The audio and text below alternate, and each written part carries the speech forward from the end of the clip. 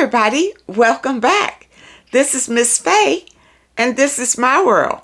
Today's topic is cutting ties with a toxic mother. Cutting ties with a toxic mother. Before we get started, I'd like to say welcome. Welcome to the channel. Welcome to all the new viewers, the new subscribers, and welcome to you who have been with me from the beginning. I really appreciate you. Now to get us started, I did pull a short video. Let's watch the short video, and we have a letter. We're going to read this letter and talk about this issue. Cutting ties with a toxic mother. Here we go. Please don't allow your poisonous mother to turn you into her copy. It will never get better with a toxic mother, no matter how hard you try. The problem is your mother, not you. She will not improve or change. The earliest you escape, you will have more chances to save your sanity. One day, this will wreck your social behavior, your relationships, and your communication with other people, and might destroy your life. No one chooses his parents, and kids are not responsible for what happened in their parents' life. You can't fix your mother, and it's not your work to deal with it. Your mother is damaged and poisonous, but that doesn't mean you have to take her poison. The only toxin that can hurt you are the ones you let in. Poisonous people are people in pain, regardless of whether they admit it to themselves or to others. My advice to you is to live your own best life and try to find forgiveness within yourself. All right. She entitles her letter, Ending Relationship with My Mother. Finally. All right. She says, no matter how hard I tried to be accepted and loved by my mother, nothing I do will ever please her. I realize that now, after a conversation that once again ended with me crying. I can't speak to her any further. You know how you can just feel when a person does not like you. Yeah, I know how it feels. It's hurtful. Well, that is the feeling I get from my mother. She has never liked me. She slanders me to family and friends. She has tried to get me fired from my job in the past. She has also called my landlord and lied on me. Good thing he knew I was a great tenant. She put a wedge between me and my son. Any relationship that she does not have a say in, she destroys. It sounds like your mother is a narcissistic because all of this is evil. I try to give her endless compliments just to please her, but then she becomes agitated with me. My siblings and I do not speak because of her. Recently, after 10 years of not speaking to her, I contacted her because I was going through a divorce. I needed my family. So I thought, well, yeah, you thought because you were hoping that they were going to be supportive. But if your mother was never supportive, what made you think that she was going to be supportive now? No. At first, she acted as though she missed me and supported me. A few days later, she started to bring up how bad of a child I was and how her son is the one who never gave her any issues. Mind you, I am almost 50 years old. She still puts me in a box of a child. Yeah, because your mother always sees you as her child. That basically, that's how mothers are. Your mother always sees you as her child. Now, whether she mistreated you or not, she still sees you in that light. She gossiped about my divorce to people I have not seen in years. I am proud of my career, but she says I should be doing more. Mind you, she has only ever been an in-school suspension attendant for the school district. She lies and tells everyone she was an actual teacher, which is embarrassing because her Facebook posts are always full of grammatical errors. She compares me to my female cousins and other women my age. Yeah, she probably compares you to put you down, to make you feel bad about yourself. She attempts to minimize everything I accomplish. The last straw was a conversation she had on the phone last night. She said if she had a choice, she would not have had kids. I said, wow, really? She said yes. It hurt my feelings so bad. Well, listen, it's not about you. And you're taking it personal. It's about your mom.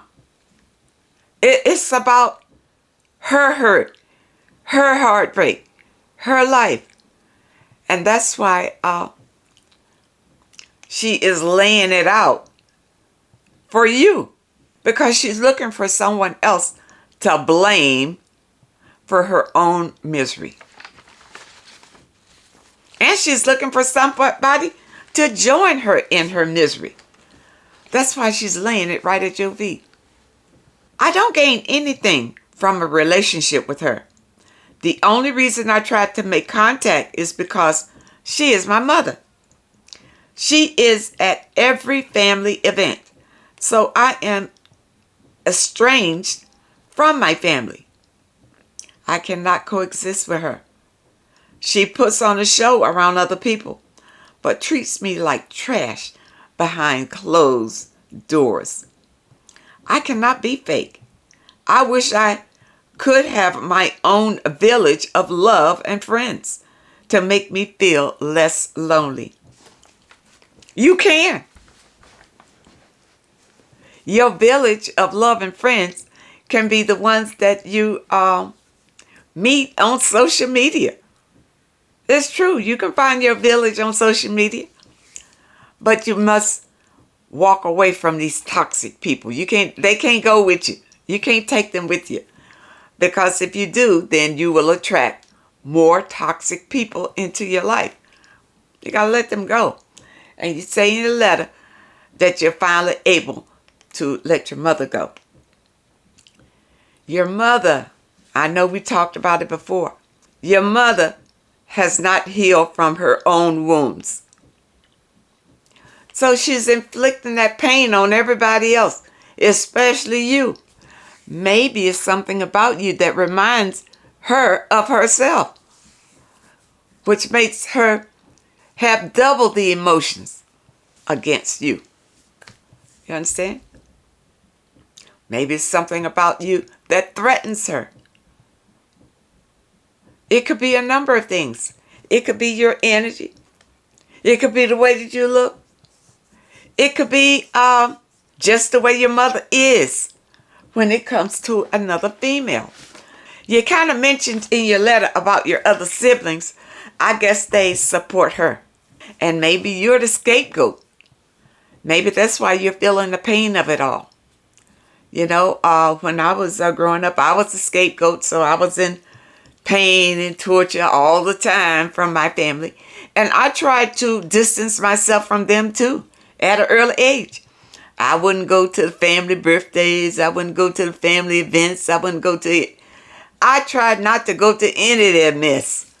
And although my family was religious and my father was the bishop, you know, I tried not to even go to church if I could. Try to hide myself so they couldn't find me when it's time to go. I hated being around that. I really did, because it was fake. It was phony. Because when I went home, It was just torture and unhappiness and fighting and beating and all. It's no good. It's no good. And for your mother to say in your face that she didn't want to have any kids, it can be very hurtful. I remember another mother, I heard her say that to her daughter. When her daughter asked, well, why did you have kids? Because she was so hateful to her kids. Her daughter asked her, why did you have kids in the first place? She said that she really didn't want to have any kids. It was that her husband's people kind of pushed her to have kids. So she ended up having 5 kids. Now this is a woman who didn't want any kids. So guess how she treated them? Like she didn't want them. That's how she treated them. Just like she did not want them.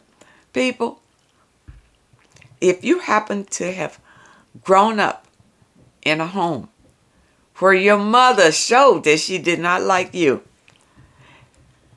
at some point in your life, especially when you're old enough to leave that environment and go off on your own, you need to work on yourself, on your healing self. You got to heal from that pain, or your life will be the same as that. You'll treat your kids the same way your mother treated you, because you'll think this is the way their life is. You'll be carrying around the same pain in you that your mother carried in her. She's just transferred that pain and given it to you so you can treat your children the same way she treated you. You don't want that. People, you have to heal. And you got to work on yourself. It takes work.